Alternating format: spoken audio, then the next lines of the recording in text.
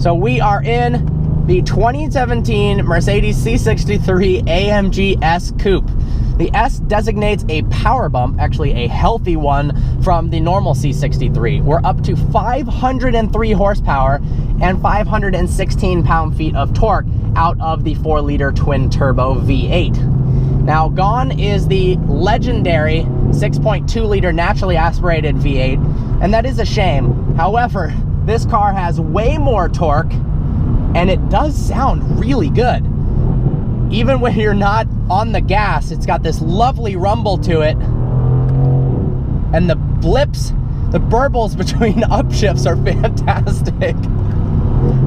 We've got the 7-speed multi-clutch transmission instead of the 7-speed DCT in the older car, and it shifts much, much faster. That was one of my gripes with the old C63 was the transmission, but they've completely fixed that.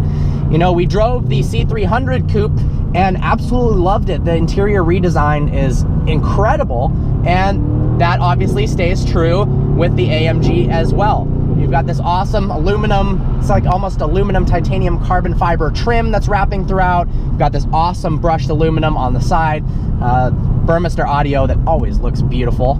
You've got a nice large LCD display in the front and a very, very clear and easy to read heads-up display. I like that a lot. Let's see how this car handles.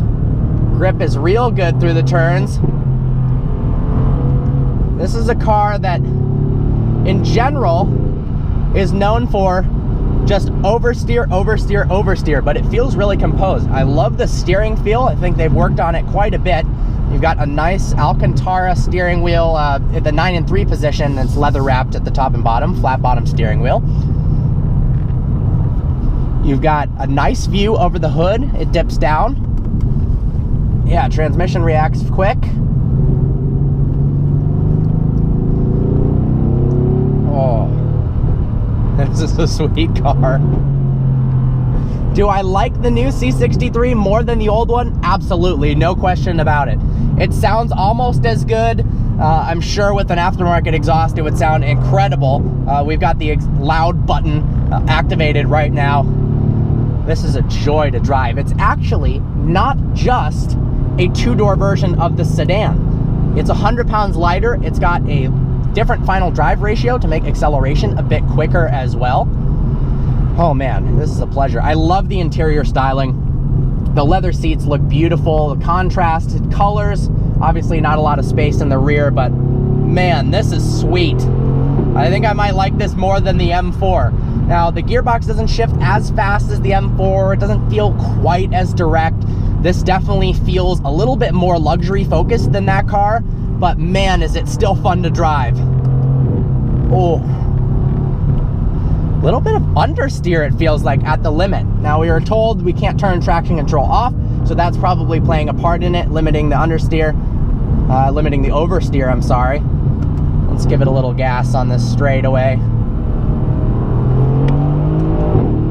Oh yeah, that torque pulls.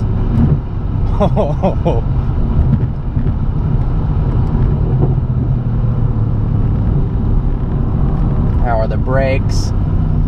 Real good brakes. Oh, I'm impressed. I like it a lot.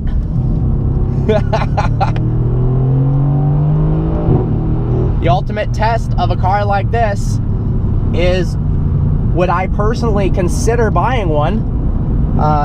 It's obviously a lot of money, and I think this car is one of the most awesome in its price range and category, for sure. Little bit of understeer there. Feels almost a little tire limited, which is interesting. Ooh. This is a blast. Good job, Mercedes. I was a little bit hesitant that the 4-liter twin-turbo V8 wasn't going to sound good, but man, it sounds great. And it pulls hard, really hard.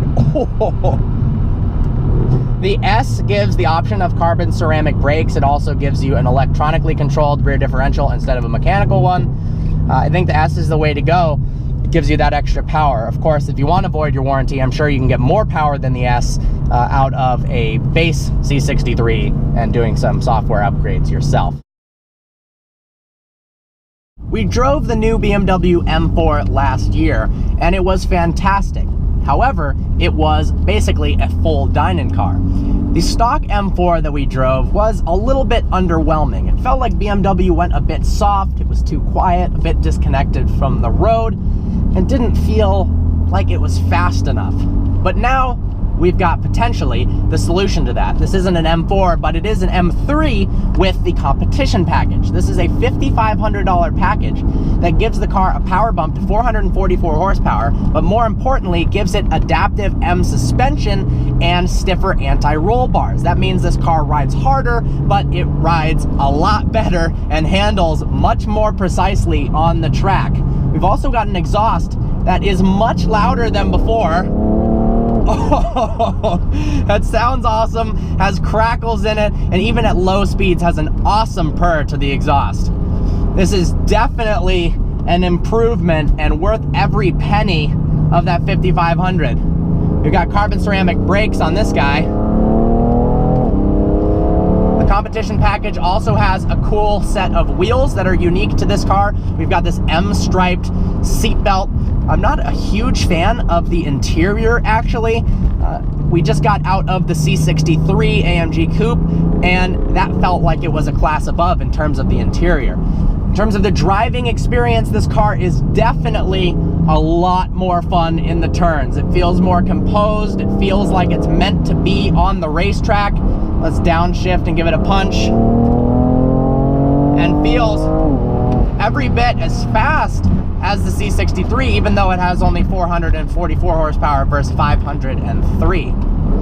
If you're a driving enthusiast that want a car that is practical but can be fun on the track, I think this is the car you want. If you want something that's comfortable and luxurious, but also you can have fun on swoopier back roads, not as tight of a course, and an absolute highway monster, you go for the C63. I think Mercedes and BMW are a bit opening the gap between the two in terms of the target market they're going after. It's almost like they're not competing as much anymore against each other. They're just trying to pull in two different audiences with different techniques. The gearbox in this car definitely feels better than the Mercedes, although the Mercedes does have a huge improvement from the last generation system. Steering wheel feels great in your hand, nice leather wrapping, good size to it. Got a nice simple heads-up display, great visibility. You can really see the track and place the car perfectly on the road. I'm impressed with this car. Oh, definitely BMW has not lost its touch. Oh, those shifts are addicting. This car is so awesome with the double clutch transmission. Whew.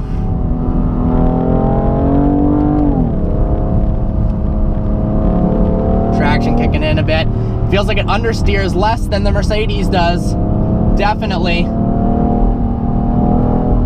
Feels like the traction control almost knows what it's doing a bit more as well. Turn in is so quick.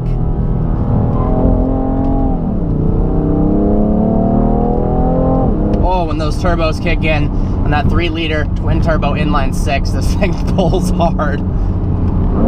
You got a lot of induction noise. You don't really hear the exhaust too much from the car. It's mostly the engine and of course channeling noise into the cabin. But wow, what a car. Well, I hope you enjoyed this video. Like always, please browse our channel and subscribe. I look forward to seeing you next video.